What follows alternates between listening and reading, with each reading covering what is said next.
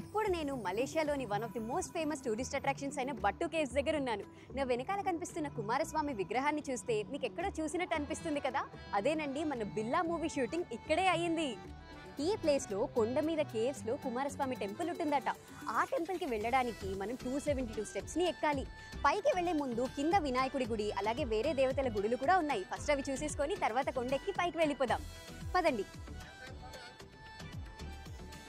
పదండి ఇప్పుడు మరి మన వినాయకుని గుడి చూసేద్దాం.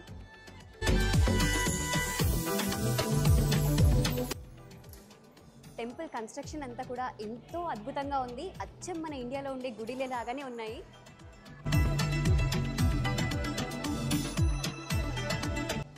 ఇక్కడ ఎన్నో కోతులని కూడా మనం చూడొచ్చు. నా కోతులంటే భయము, బట్ మనం వాటి జోలికి వెళ్లకుండా మన పని మనం చేసుకుంటే అవి కూడా మన జోలికి రావు. ఇక్కడ చాలా మంది కోతులతో ఫొటోస్ కూడా దిగుతున్నారు. ఇదేమో వినాయకుడి గుడిలో ఉన్న అమ్మవారి గుడి అన్నమాట. ఇక కింద వినాయకుడు అలాగే అమ్మవారి టెంపుల్ ఉంది, పైన ఏమో శివుడి గుడి ఉందన్నమాట. పదండి పైకి కూడా వెళ్ళి చూసేద్దాం. ఇక్కడ మీరు చూసుకున్నట్లయితే కేవలం ఇండియన్స్ మాత్రమే, హిందువులు మాత్రమే కాకుండా వేరే వేరే కంట్రీస్ నుంచి వేరే వేరే రిలీజియన్స్ వాళ్ళు కూడా వచ్చి ఈ టెంపుల్ని చూస్తున్నారు.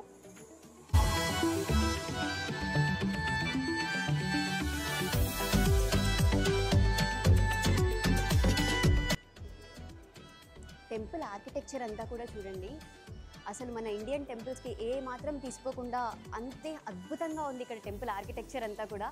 అండ్ నా వెనకాల మీరు చూసినట్లయితే ఇక్కడ గోపురం కూడా చూడండి, ఎంత కలర్ఫుల్గా ఎంత చక్కగా కన్స్ట్రక్ట్ చేశారో టెంపుల్ని. ఈ బట్టు కేవ్స్లోనే సుబ్రహ్మణ్య స్వామి టెంపుల్తో పాటు ఆంజనేయ స్వామి అలాగే వెంకటేశ్వర స్వామి టెంపుల్స్ కూడా ఉన్నాయి. కానీ మనం ఇక్కడికి రావడం ఆఫ్టర్నూన్ అయిపోవడంతో ఆ టెంపుల్స్ అన్నీ క్లోజ్ అయిపోయాయి.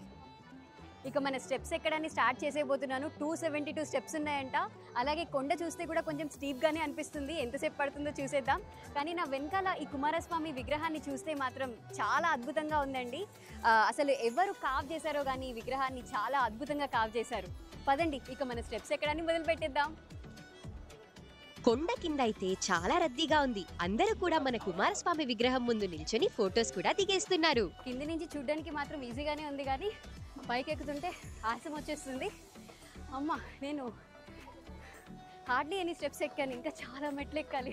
ఇక్కడ బట్టు కేవ్స్లో కోతులు కూడా చాలా ఎక్కువగానే కనిపిస్తున్నాయి. కానీ ఈ కోతులు మన ఇండియాలో ఉండే కోతుల్లా కాకుండా కొంచెం డిఫరెంట్గా ఉన్నాయండి. మన సుబ్రహ్మణ్య స్వామి విగ్రహం వెనకాల నుండి ఇలా కనిపిస్తుంది. విగ్రహం మీద ఉన్న డీటెయిలింగ్ చూడండి ఎంత పర్ఫెక్ట్గా చేశారో.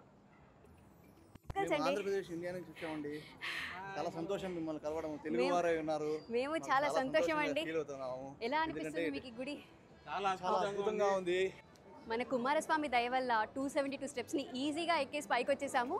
ఇక ఇంకొక 20 స్టెప్స్ వెళ్తే కనుక మనకి గుడి వచ్చేస్తుందని చెప్పారు. సో అవి కూడా ఎక్కేసేద్దాం పదండి.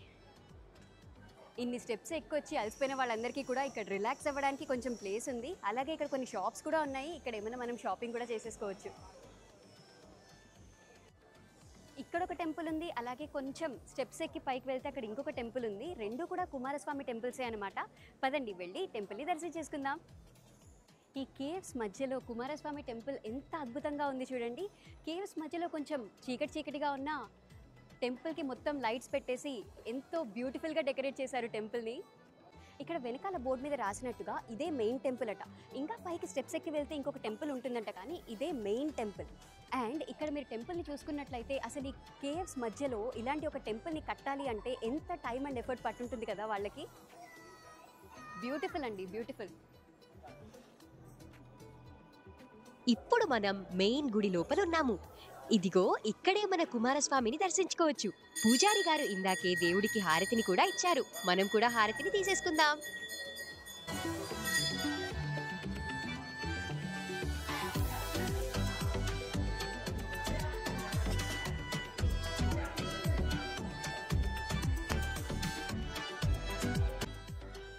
ఇక్కడ మీరు చూసుకున్నట్టయితే కొండ మధ్యలో మన కుమారస్వామి ఐడల్ని ఉంచారు.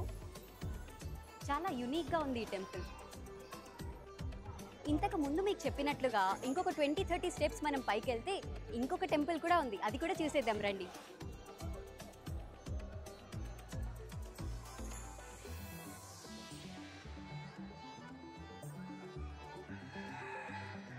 ఈ గుడిలో ప్రతి ఏడాది జనవరి లేదా ఫిబ్రవరి నెలలలో జరిగే తాయ్పూసం పండుగని చాలా అద్భుతంగా నిర్వహిస్తారట.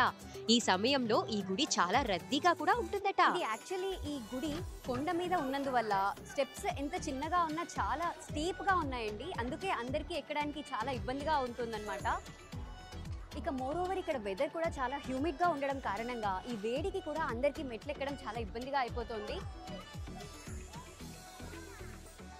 ఈ కొండ పై వరకైతే వచ్చేసాము, కానీ కొండ పైన సీలింగ్ లాగా ఏమీ లేదు. పైన డైరెక్ట్ గా ఆకాశమే కనిపించేస్తుంది. ఇక సుబ్రహ్మణ్య స్వామిని అలాగే అమ్మవార్లని దర్శనం చేసుకొని ఇక స్టెప్స్ దిగి కిందికి వెళ్ళిపోతున్నాను. ఈ టెంపుల్ మాత్రం అద్భుతంగా ఉందండి. బయట ఎంత వేడిగా ఉన్నా కేవ్ లోపల మాత్రం చాలా చల్లగా ఉంది. సో ఈ టెంపుల్ని చూసి మాత్రం నేను ఫుల్గా హ్యాపీ అండి. స్టెప్స్ ఎక్కడం చాలా కష్టం, కానీ దిగడం మాత్రం చాలా ఈజీ అండి. టకటకటకా దిగేస్తున్నాను. అది వ్యూవర్స్, బటు కేవ్స్ లోని మన సుబ్రహ్మణ్య స్వామి టెంపుల్. ఇక మన నెక్స్ట్ స్పాట్ కి వెళ్ళిపోదాం. మీకు నా వీడియో నచ్చితే నా వీడియోని తప్పకుండా లైక్ చేయండి, షేర్ చేయండి, అలాగే నా ఛానల్ కి సబ్స్క్రైబ్ కూడా చేసుకోండి. బాయ్.